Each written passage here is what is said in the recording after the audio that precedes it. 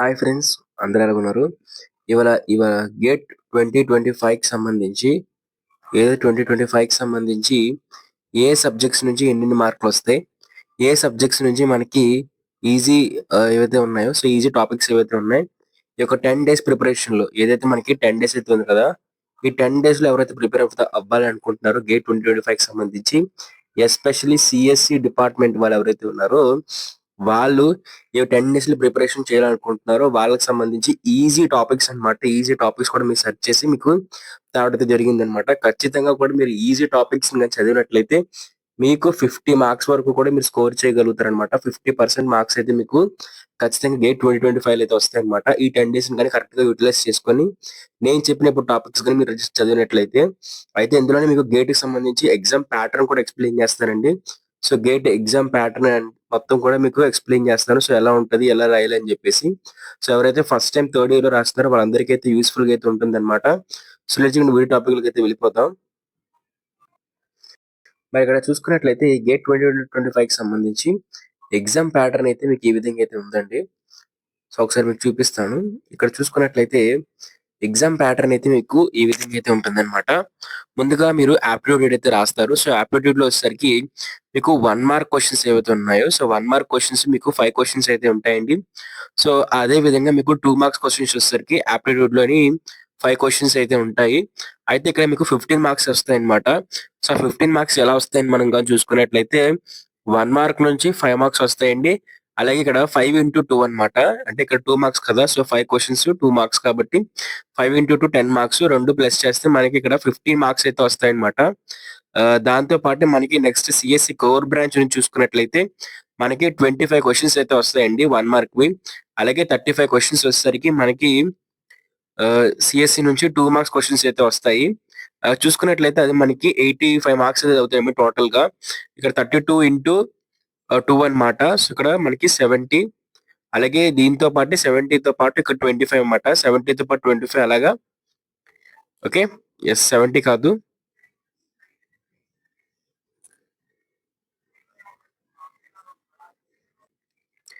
మరి ఇక్కడ చూసుకున్నట్లయితే అంతే అండి. ఇక్కడ చూసుకున్నట్లయితే ఇది మన ఇక్కడ నుంచి మనకి 70 అయితే వస్తాయి. అలాగే ఇక్కడ 25 అన్నమాట. సో ఆ విధంగా వచ్చేసరికి మీకు మొత్తం 85 మార్క్స్ వచ్చేసరికి దీని నుంచి అయితే వస్తాయి అనమాట. ఓకే, దీంతో పాటు మనం చూసుకున్నట్లయితే ఇక్కడ టాపిక్స్ అన్నమాట. సో మనకి ఏ టాపిక్స్ వస్తాయని చెప్పేసి చూడండి ఒకసారి.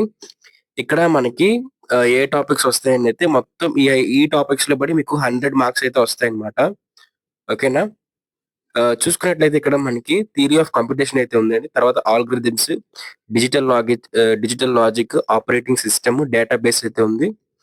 ఇవన్నీ కూడా ఈ టాపిక్స్ నుంచి మీకు క్వశ్చన్స్ అయితే వస్తాయి. అలాగే కంపైలర్ డిజైన్, సిఓ అయితే ఉంది, కంప్యూటర్ ఆర్గనైజేషన్ ఆర్కిటెక్చర్, ప్రోగ్రామింగ్ అయితే ఉంటుంది. సో మీకు కోడ్ అయితే ఇస్తారనమాట. సో సి లాంగ్వేజ్ ఇస్తారు మాక్సిమం వచ్చేసరికి. అదేవిధంగా నెక్స్ట్ డేటా స్ట్రక్చర్స్ అయితే ఉంది, కంప్యూటర్ నెట్వర్క్స్ కూడా ఉందన్నమాట. ఇంకా కిందకి వెళ్ళినట్లయితే మనకి ఇక్కడ డిస్క్రీట్ మ్యాథమెటిక్స్ అయితే ఇచ్చారు. అలాగే మ్యాథమెటికల్ లాజిక్ కూడా ఉంటుంది. ఇక్కడ నుంచి అయితే మాత్రం మీకు ఇక్కడ కంప్లీట్ గా అయితే మాత్రం సిఎస్సి అయితే మాత్రం మీకు క్లోజ్ అయితే అయిపోతుందండి.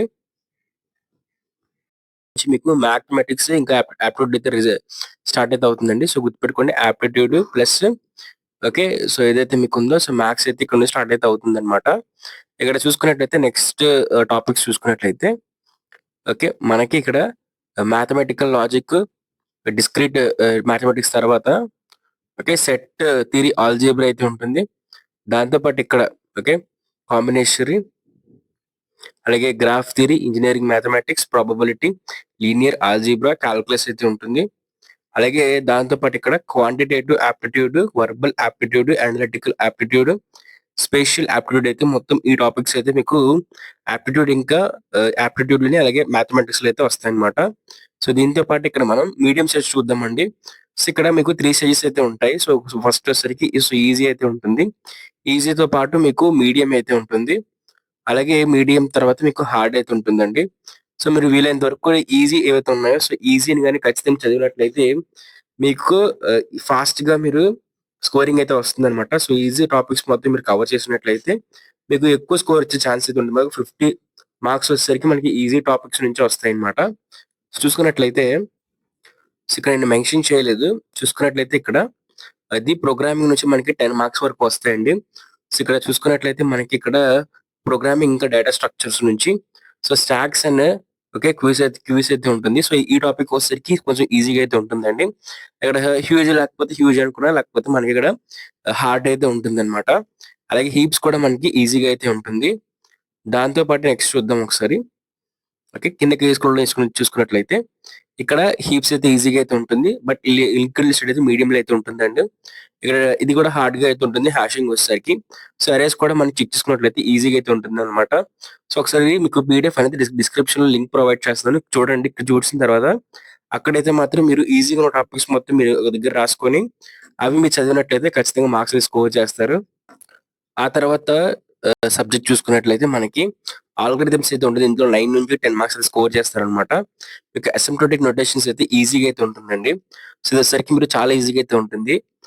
అవి ట్రై చేయండి. బట్ ఏంటంటే ఆల్గరిథమ్స్ లో మాక్సిమం అన్ని కూడా మనకి హార్డ్ గానే అయితే ఉంటాయి. ఎందుకంటే ఆల్గరిథమ్స్ మీకు మీరు ప్రాక్టీస్ చేసి ఉండాలన్నమాట. సో మీ అకాడమిక్స్ లో వచ్చేసరికి సో అలాగే గ్రాఫ్ సెర్చ్ అయితే ఉంటుంది. అలాగే మినిమం స్పానింగ్ ట్రీ అయితే ఉంటుంది అనమాట. అలాగే మనకి రికరెన్స్ రిలేషన్ అయితే ఉంటుంది. ఇది కొంచెం ఈజీగా అయితే ఉంటుందన్నమాట. దాంతో పాటే మనం చూసుకున్నట్లయితే ఇక్కడ సార్టింగ్ అయితే ఉంటుంది. సార్టింగ్, రికరెన్స్ రిలేషన్ మనకి ఈ ఆల్గరిథమ్స్ అనే టాపిక్‌లో అయితే ఈజీగా అయితే ఉంటాయి. టైం కాంప్లెక్సిటీ వచ్చేసరికి మీడియంగా అయితే ఉంటుంది. మీరు ప్రాక్టీస్ చేసి ఉంటే మాత్రం మీకు ఖచ్చితంగా కొంచెం ఈజీగా అయితే ఉంటుందన్నమాట.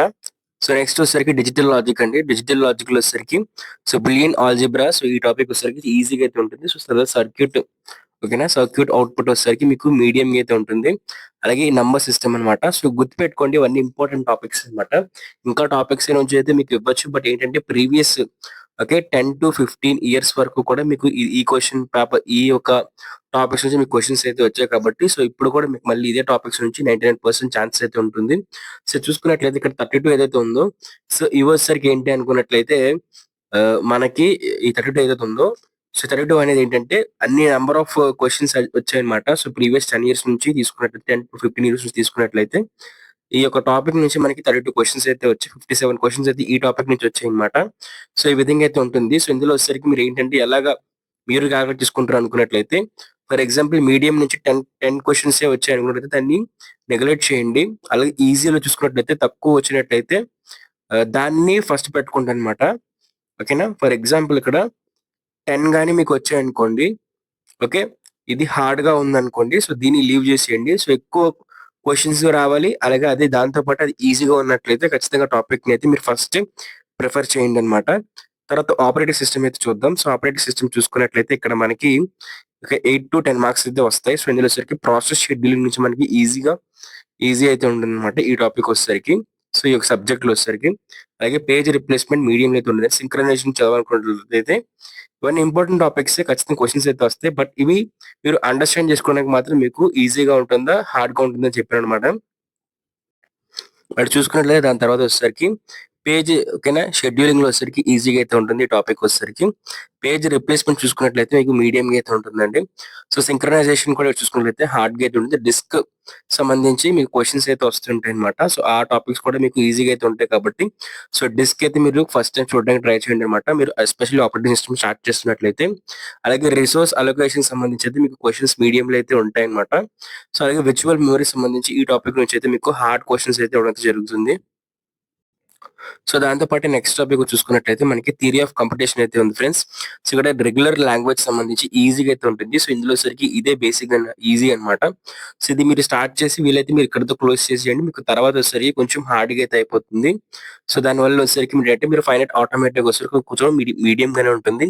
అలాగే కాంటాక్స్ట్ ఫ్రీ గ్రామర్ కూడా మీకు హార్డ్ గానే అలాగే విధంగా ఓకే నెక్స్ట్ టాపిక్స్ కూడా మీకు హార్డ్గా అయితే ఉంటాయి అనమాట. ఓకే. సో మీరేంటంటే వీలైనంత వరకు కూడా థియరీ ఆఫ్ కాంపిటీషన్ సంబంధించి సో ఒకవేళ మీరు అంత ఎక్కువగా డీప్‌గా వెళ్ళాలనుకున్నట్లయితే మీరు రెగ్యులర్ లాంగ్వేజింగ్ ఎక్స్‌ప్రెషన్స్ తోని స్టార్ట్ చేసి క్లోజ్ చేస్తే మీకు ఈజీగా ఉంటుంది 10 డేస్‌లో వచ్చేసరికి. తర్వాత మనకి కంపైలర్ డిజైన్ అయితే ఉందండి. సో కంపైలర్ డిజైన్‌లో వచ్చేసరికి మీకు గ్రామర్ అయితే స్టార్టింగ్ అయితే నేర్పిస్తారనమాట. సో అది వచ్చేసరికి మీరు నేర్చుకున్నట్లయితే మీకు 50 క్వెషన్స్ అయితే వస్తాయి. సో ఇది ఖచ్చితంగా చదవాల్సిన టాపిక్ అనమాట. మీకు ఎక్కువ క్వెషన్స్ ఇందులో వచ్చాయి కాబట్టి సో మీకు 5-9 మార్క్స్ అయితే ఇందులో స్కోర్ అయితే చేయొచ్చనమాట. సో ఒకసారికి ఇందులో వచ్చేసరికి మీకు ఖచ్చితంగా గ్రామర్ అయితే అసలు ఈ యొక్క టాపిక్ అయితే మాత్రం వదలండి సబ్జెక్ట్‌లో వచ్చేసరికి. అలాగే మీకు సింటాక్స్ సంబంధించి కూడా మీకు సింటాక్స్ ఓకే. సెటెడ్ ట్రాన్స్‌లేషన్ అయితే ఉంది కదా! సో, ఈ టాపిక్ కూడా మీరు చదవడం ట్రై చేయండనమాట. అలాగే పార్సింగ్ వచ్చేసరికి మీకు వీలైనంత వరకు అవాయిడ్ చేయండి. కొంచెం హార్డ్‌గా అయితే ఉంటుందనమాట. అదే కంప్యూటర్ రివిజన్ అయితే స్టార్ట్ చేస్తున్నారు. సో, అలాగే నెక్స్ట్ టాపిక్ చూసుకున్నట్టయితే మీకు కంప్యూటర్ ఆర్గనైజేషన్ అనమాట. కంప్యూటర్ ఆర్గనైజేషన్ ఇంకా ఆర్కిటెక్చర్ సంబంధించి అయితే మాత్రం ఇందులో అడ్రెసింగ్ మోడ్స్ అయితే మాత్రం మీకు ఈజీగా అయితే ఉంటుందండి. మీకు 6-7 మార్క్స్ అయితే ఇందులో ఈజీగా స్కోర్ చేయగలుగుతారనమాట. ఓకే. దీంతో పాటు ఇక్కడ మీకు క్యాష్ మెమరీ కూడా మీడియంగా అయితే ఉంటుంది. పైప్‌లింగ్ కూడా మీకు మీడియంలో ఉంటుంది. హజార్డ్స్ వచ్చేసరికి మీకు ఈ టాపిక్ ఈజీగా అయితే ఉంటుందండి. తర్వాత కంప్యూటర్ నెట్వర్క్స్ అన్నమాట. సో, కంప్యూటర్ నెట్వర్క్స్‌కి చదవడానికి ట్రై చేయండి మాట. సో, ఎవరైనా స్టార్ట్ చేయాలనుకున్నట్లయితే వాళ్ళు ఖచ్చితంగా కంప్యూటర్ నెట్వర్క్స్ అయితే స్టార్ట్ చేయడానికి ట్రై చేయండి. మీకు కొంచెం ఏంటంటే ఒక్కసారి మీరు చదివారంటే ఖచ్చితంగా మీకు ఆ తర్వాత ఏంటంటే ఒక్కసారి చదివితే సరిపోతుంది. సో, మల్టిపుల్ టైమ్స్ దీన్ని రివిజన్ చేయాల్సిన అవసరం అయితే లేదు. ఒకసారి మీరు చదివి గుర్తుపెట్టుకోగలిగినట్లయితే మీకు ఖచ్చితంగా ఇందులో అయితే మీకు మళ్ళీ వెనక్కి తిరిగి చూడాల్సిన అవసరం అయితే ఉండదు. రివిజన్ టైమ్ కూడా మీకు సేవ్ అయితే అవుతుందన్నమాట. మళ్ళీ మళ్ళీ చేయాల్సిన అవసరం అయితే ఉండదు. సో, వచ్చేసరికి ఐపీ అడ్రెసింగ్, సబ్నెటింగ్ నుంచి మీకు టాపిక్స్ నుంచి ఈజీ క్వెషన్స్ అయితే ఉంటాయి. సో, ఈజీగా అర్థం చేసుకోవచ్చు. ఓకే. 7-10 మార్క్స్ అయితే వస్తాయన్నమాట. సో, 7-10 మార్క్స్ అయితే వస్తాయండి. సో, అప్లికేషన్ లేయర్ ప్రోటోకాల్ కూడా మీకు ఈజీగా అయితే ఉంటుంది ఈ టాపిక్ కూడాను. అలాగే మీకు ఎర్రర్ డిటెక్షన్ సంబంధించి హార్డ్‌గా అయితే ఉంటుంది. సో, ఈ టాపిక్ వచ్చేసరికి. అలాగే రూటింగ్ ఆల్గోరిథమ్స్‌లో కూడా మీకు మీడియంగా అయితే ఉంటుంది. సో, మీరు కంప్యూటర్ నెట్వర్క్ బాగా గ్రిప్ ఉన్నట్లయితే మీకు ఈజీ క్వెషన్స్ అయితే మీరు అటెంప్ట్ చేయగలరన్నమాట. అలాగే నెక్స్ట్ చూసుకున్నట్లయితే దాంతో పాటు మీకు స్లైడింగ్ విండో ఓకే. ప్రోటోకాల్ అయితే ఉంటుంది. సో, ఈ టాపిక్ కూడా మీకు ఈజీగా అయితే ఉంటది. చదవడానికి ట్రై చేయండి. సో, తర్వాత టీసీపీ వచ్చేసరికి ఇది లెంత్ ఎక్కువ ఉంటుంది. అలాగే మీకు హార్డ్‌గా అయితే ఉంటుందన్నమాట. బట్ ఏంటంటే ఖచ్చితంగా క్వెషన్స్ అయితే ఇందులో పడైతే మీకు రావడం అయితే జరుగుతుంది. ఇక దీంతో పాటు చూసుకున్నట్లయితే మీకు నెక్స్ట్ సబ్జెక్ట్ చూసుకున్నట్లయితే మీకు డీబీఎంఎస్ అండి. సో, డీబీఎంఎస్‌ని చూసుకున్నట్లయితే మీకు ప్యాటర్న్ అయితే ఈ విధంగా అయితే ఉంటుంది. మీకు 6-7 మార్క్స్ అయితే ఖచ్చితంగా డీబీఎంఎస్ నుంచి అయితే వస్తాయి. అందులో మీకు normalisation 1 NF, first normal form, second normal form. So, ఈ క్వెషన్స్ నుంచి మీకు 55 క్వెషన్స్ అయితే వచ్చాయండి ఇప్పటివరకు కూడాను. మీకు ఈజీగా అయితే ఉంటుంది. సో, డీబీఎంఎస్ కూడా మీరు ఒక మంచి సో, మంచి సబ్జెక్ట్ అనమాట స్టార్ట్ చేయడానికైతే మాత్రం.